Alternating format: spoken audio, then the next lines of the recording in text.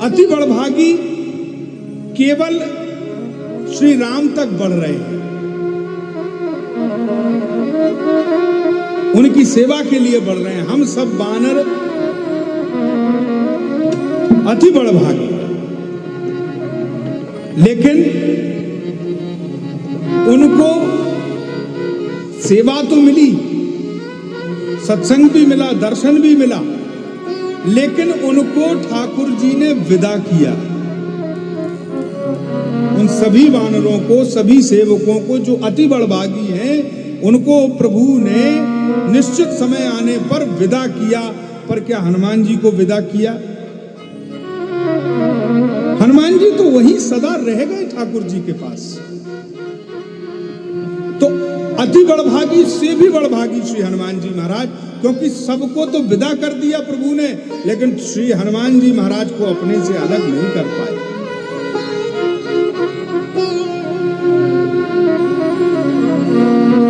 महाराज श्री ही अपने प्रवचनों में हम लोगों ने सुना है, महाराज श्री के मुखारविंद से महाराज श्री कहते थे कि श्री हनुमान जी महाराज और श्री राम जी एक बार दरबार में बैठे, तो श्री राम श्री हनुमान जी महाराज को एक टक निहार रहे हैं, और जैसे ही श्री हनुमान जी का ध्यान गया कि श्री राम प्रभु देख रहे हैं, तो जब वो प्रभु की ओर निहारते तो प्रभु इस तरफ देखने लगते।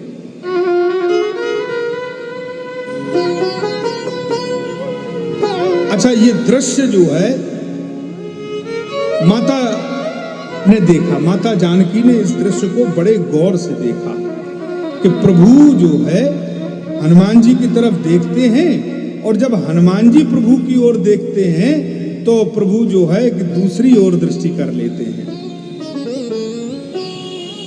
तो माता जानकी ने सहज ही पूछ लिया कि जब आप श्री हनुमान जी महाराज से इतना प्रेम करते हैं, आपका इतना स्नेह है, तो आप दृष्टि हटा क्यों लेते हैं जब श्री हनुमान जी महाराज आपको देखने लगते हैं?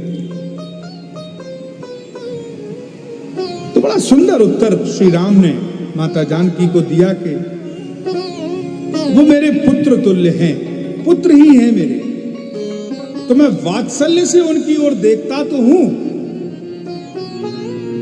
लेकिन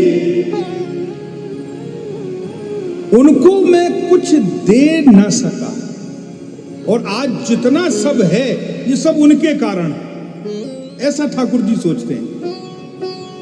तो जब वो हमारी ओर देखने लगते हैं तो हमें तुरंत ये होता है कि हमने सब कुछ पाया श्री हनुमान जी महाराज के बल से, श्री हनुमान जी महाराज के पुरुषार्थ से, उनकी सेवा से, लेकिन हम उनको कुछ दे नहीं पाए। अर्थात किसी भी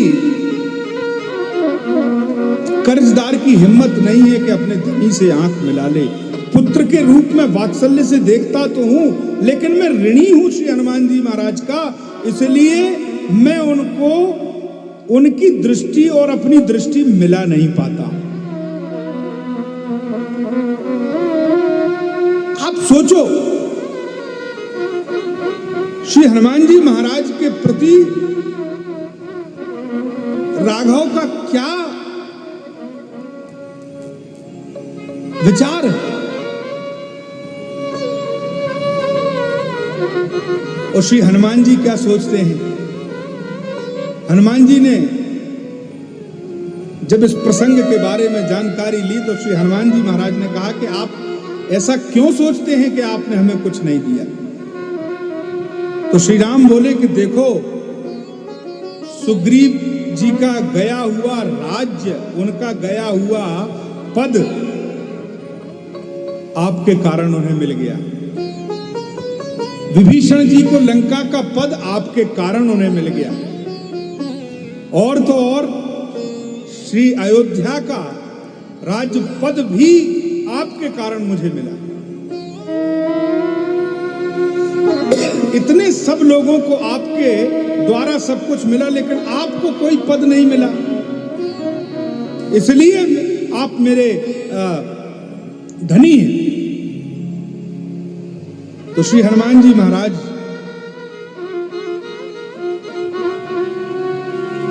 बड़े भाव में आकर के इसका उत्तर देते हैं कि प्रभु आप ऐसा क्यों सोचते हैं कि आपने हमें कोई पद नहीं दिया?